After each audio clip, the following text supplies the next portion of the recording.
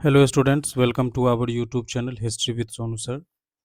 आज की क्लास में आप लोगों को क्लास 9 हिस्ट्री चैप्टर 1 के सभी प्रश्नोत्तर को करवाया जाएगा।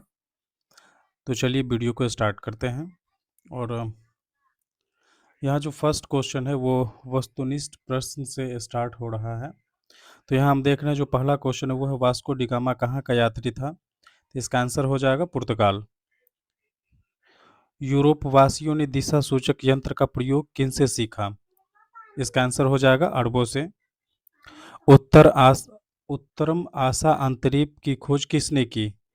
Diaz Bartolomeu.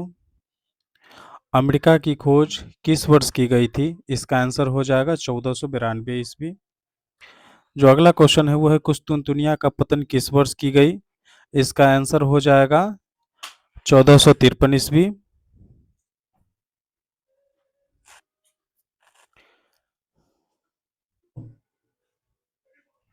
विश्व का चक्कर किस यात्री ने सर्वप्रथम लगाया। आंसर हो जाएगा मैगलेन। इसका हम सही और गलत का जो निशान लगाना है उसको देख लेते हैं। इसका जो फर्स्ट क्वेश्चन है वो है भारत के मूल निवासियों को रेड इंडियन कहा जाता है। ये गलत हो जाएगा क्योंकि अमेरिका के मूल निवासियों को रेड इंडियन कहा जाता है। जो नेक्स्ट क्वेश्चन है वो है उत्तरम आसा अंतरीप की खोज ने भारत तक पहुंचने का मार्ग प्रशस्त किया। तो ये सही हो जाएगा। अगला जो प्रश्न है वो है भारत अटलांटिक महासागर के पूर्वी तट पर स्थित है। तो ये गलत हो जाएगा क्योंकि भारत हिंद महासागर के उत्तर में स्थित है। मार्को पोलो ने भारत की खोज की। गलत।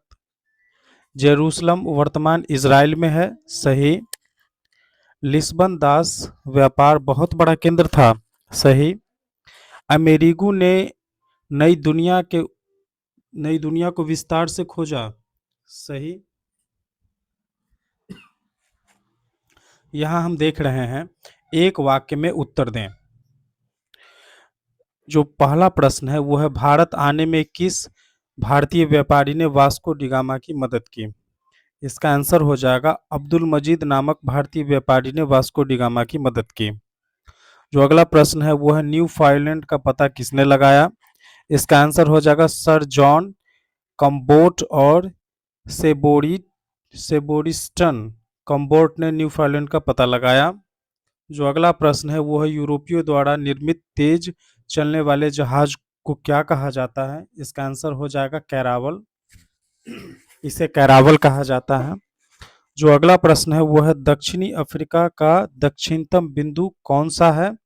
तो इसका आंसर हो जाएगा उत्तरमासा अंतरिप, जिसको केप ऑफ गुड होप कहा जाता है। दक्षिण अफ्रीका का दक्षिणतम बिंदु है। जो अगला प्रश्न है वो है 11वीं 12वीं शताब्दी में ईसाई एवं मुसलमानों के बीच धर्मयुद्ध क्यों हुआ। तो इसका जो आंसर हो जाएगा वो होगा जेरूसलम पर अधिकार को लेकर ईसाइयों और मुसलमानों के बीच धर्म युद्ध हुआ था। जो अगला प्रश्न है वो है 1453 ईस्वी में कुस्तुनतुनिया पर किसने आधिपत्य जमाया। तो इसका आंसर हो जाएगा तुर्को, जिसको ऑटोमन साम्राज्य कहा जाता था, ने कुस्तुनतुनिया पर आधिपत्य जमाया।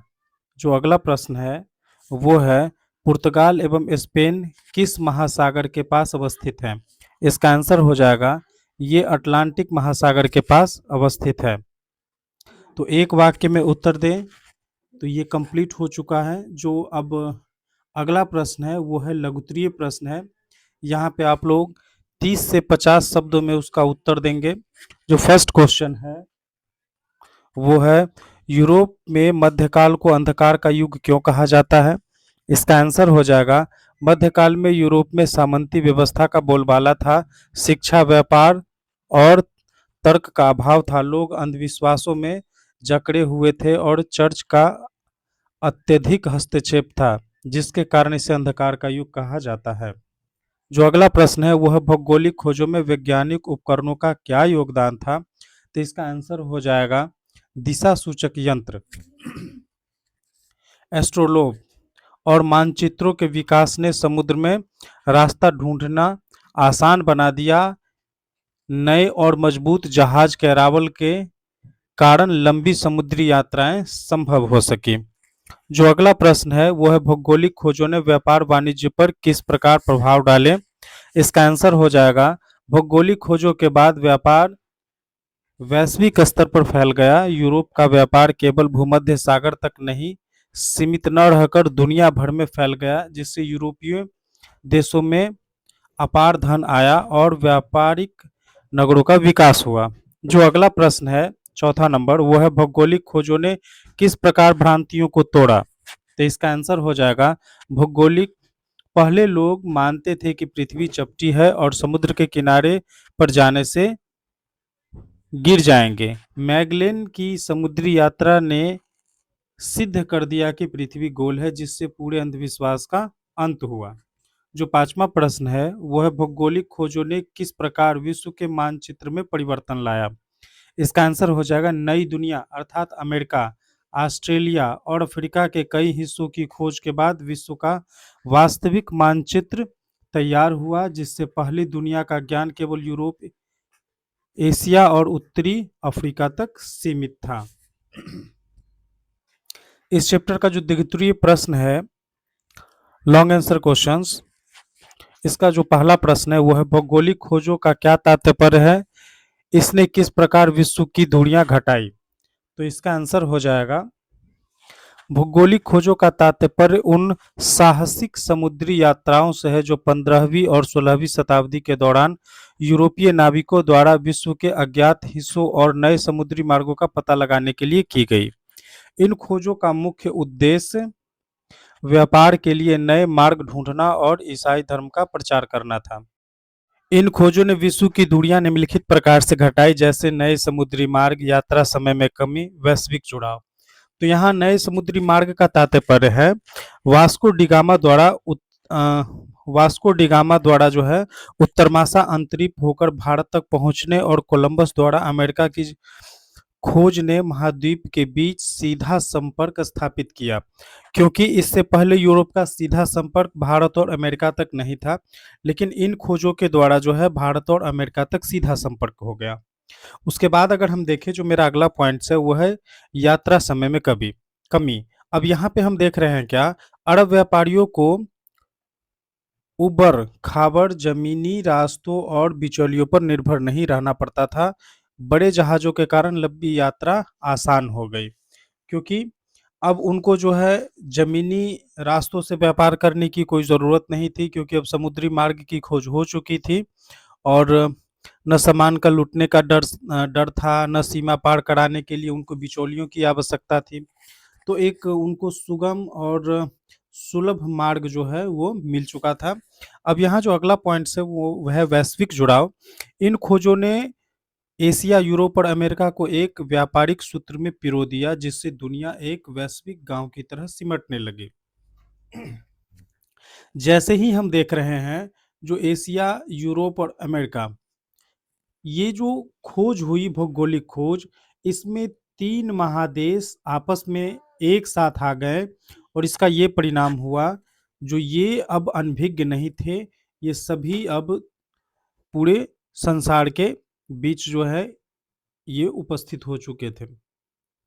अगर हम अगला क्वेश्चन की बात करें जो हमारा क्वेश्चन नंबर 2 है वो है भौगोलिक खोजों के कारणों की व्याख्या करें।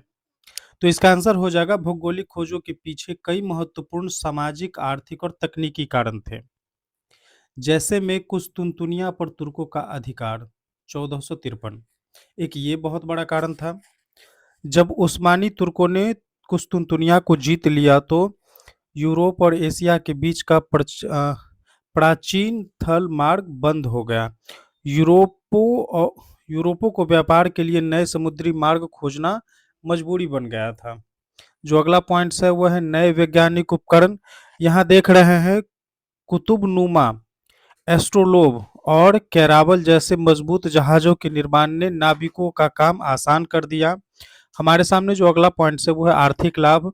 यूरोपीय देश विशेषकर स्पेन और पुर्तगाल, यहाँ पे ध्यान देना है, विशेषकर स्पेन और पुर्तगाल भारत और दक्षिण पूर्वी एशिया के मसालों के व्यापार पर अपना एकाधिकार चाहते थे। धर्म प्रचार की अगर हम बात करें तो ईसाई धर्म के प्रचारक नई दुनिया में अपनी मान्यताओं को फैलाना चाहते थे। पुनर्जागरण का प्रभाव, ये भी एक पॉइंट है। मध्यकाल के अंत में लोगों में तर्क और साहस की भावना जागी, जिनसे उन्हें अज्ञात प्रदेशों को खोजने के लिए प्रेरित किया।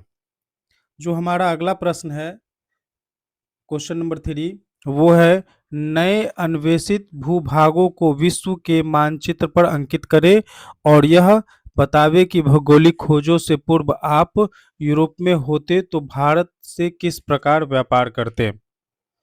तो वो आपसे पूछ रहा है, जो मान लीजिए आप अगर यूरोप वासी होते तो भारत से आपका जो व्यापार करने का जो तरीका और नजरिया होता वो कैसा होता।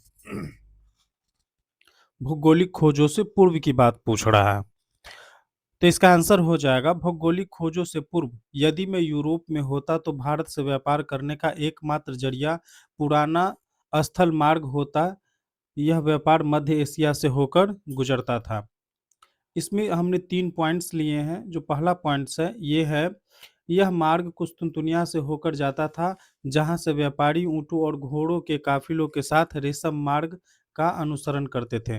देखिए, रेशम मार्ग को इंग्लिश में सिल्क रोड कहा जाता है। इस मार्ग में कई बिचौलिए, विशेषकर अरब व्यापारी शामिल होते थे, जिसमें वस्तुओं की कीमत बहुत अधिक हो जाती थी। साथ ही इन रास्तों में डाकुओं का डर और दुर्गम भौगोलिक परिस्थितियां व्यापार को अत्यधिक कठिन और असुरक्षित बनाती थी। आप मानचित्र के लिए जो है अपनी पुस्तक की पृष्ठ संख्या जो है 5 पे दिए गए मानचित्र को जो है देख सकते हैं, जहां अमेरिका, भारत और अफ्रीका के समुद्री मार्गों को दिखाया गया है। तो अगर आप इस क्वेश्चन के आंसर को अगर ज्योग्राफिकल रूप से देखना चाहते हैं, मैप के रूप से देखना चाहते हैं, मानचित्र के रूप से, तो आप अपने बुक में देख सकते हैं। जो अगला प्रश्न है वो है चौथा नंबर प्रश्न, अंधकार युग से क्या समझते हैं। अंधकार युग से बाहर आने में भौगोलिक खोजों ने किस प्रकार मदद की। तो इसका आंसर हो जाएगा मध्यकालीन यूरोपीय इतिहास में 5वीं से 14वीं शताब्दी तक के समय को अंधकार युग कहा जाता है। इस समय यूरोप में ज्ञान, विज्ञान और स्वतंत्र स्वतंत्र सोच का अभाव था। समाज में सामंती व्यवस्था चर्च के कड़े नियम में जकड़ा हुआ था। अगर हम इसकी भौगोलिक खोजों की भूमिका की बात करें तो अंधकार युग को समाप्त करने में भौगोलिक खोजों की भूमिका, जैसे अंधविश्वास का अंत, वैश्विक ज्ञान का प्रसार, व्यापारिक समृद्धि। तो यहाँ पे हमने 3 पॉइंट्स लिए हैं, तो एक एक करके इस तीनों पॉइंट्स को समझते हैं।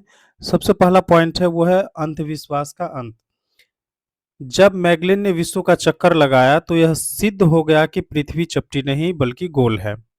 इससे चर्च की कई पुरानी गलत मान्यताओं पे चोट पहुंची।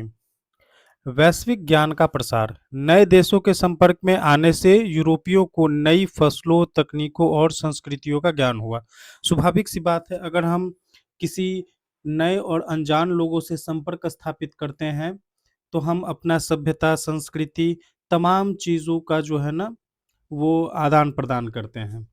तो ये बड़ा लाज़मी सी बात है, फसलों, तकनीकों और संस्कृतियों का ज्ञान होना, क्योंकि जैसे ही हम किसी के संपर्क में आएँगे, तो अपने विचारों को, अपनी संस्कृति, अपने सभ्यताओं को उसके साथ शेयर करेंगे, उसके सभ्यता, संस्कृति को हम समझने का प्रयास करेंगे। तो ये होना एक लाज़मी सी बात है। जो मेरा लास्ट पॉइंट है इसमें, वो है व्यापारिक समृद्धि। खोजों के कारण व्यापार बढ़ा, जिससे सामंती व्यवस्था कमजोर हुई और एक नया मध्यम वर्ग, जिसको व्यापारी वर्ग कहते हैं, उभरा, जिसने दुनिया आधुनिक युग की नींव रखी। जो मेरा 5वां प्रश्न है और अंतिम प्रश्न है वो है भौगोलिक खोजों के परिणामों का वर्णन करें, इसने विश्व पर क्या प्रभाव डाला। बड़ा प्यारा सा प्रश्न है ये, इसका उत्तर हो जाएगा भौगोलिक खोजों के परिणाम युगांतरी रहे, जिन्होंने आधुनिक विश्व का चेहरा बदल दिया। इसमें हमने कुछ पॉइंट्स लिए हैं, वो है व्यापारिक क्रांति, औपनिवेशिक साम्राज्य का उदय, ईसाई धर्म का प्रसार, दास व्यापार की शुरुआत, संस्कृतियों का मिलन। अब एक एक करके हम इस पॉइंट को समझेंगे। व्यापारिक क्रांति, व्यापार का केंद्र भूमध्य सागर से हटकर अटलांटिक महासागर बन गया। यूरोप के देश की आर्थिक स्थिति बहुत मजबूत हो गई। अब बात करते हैं औपनिवेशिक साम्राज्य का उदय। यूरोपीय देशों ने अमेरिका, अफ्रीका और एशिया में अपने उपनिवेश बनाने शुरू किए, जिससे आगे चलकर साम्राज्यवाद का विस्तार हुआ। अगर हम बात करें अपने अगले पॉइंट की, तो ईसाई धर्म का प्रसार। अमेरिका और अन्य क्षेत्रों में बड़े पैमाने पर ईसाई धर्म का प्रचार हुआ, उसमें परिवर्तन हुए, धर्म परिवर्तन हुए। मेरा अगला पॉइंट है वो है दास व्यापार की शुरुआत। खेती और खदानों में काम करने के लिए अफ्रीका से मनुष्यों को पकड़कर गुलामों के रूप में बेचा जाने लगा, जो इतिहास का एक काला अध्याय है। स्वाभाविक है, यहाँ पे मानवता को शर्मसार करने का ही प्रयास किया गया था, क्योंकि अगर हम एक इंसान अगर दूसरे इंसान को पकड़ के उसे गुलाम बना के और अपने फायदे के लिए अपने संसाधनों के रूप में अगर उसका इस्तेमाल कर रहा है, तो ये कहीं से जो है वो उचित नहीं है, और ये काला अध्याय ही कहा जाएगा, क्योंकि इन सभी बातों से मानवता शर्मसार होती है। संस्कृतियों का मिलन। विभिन्न महाद्वीपों के बीच विचारों, फसलों जैसे आलू, मक्का, टमाटर और बीमारियों का भी आदान-प्रदान हुआ। तो आप लोगों का जो है ये चैप्टर 1 जो है पूरा कंप्लीट हो चुका है।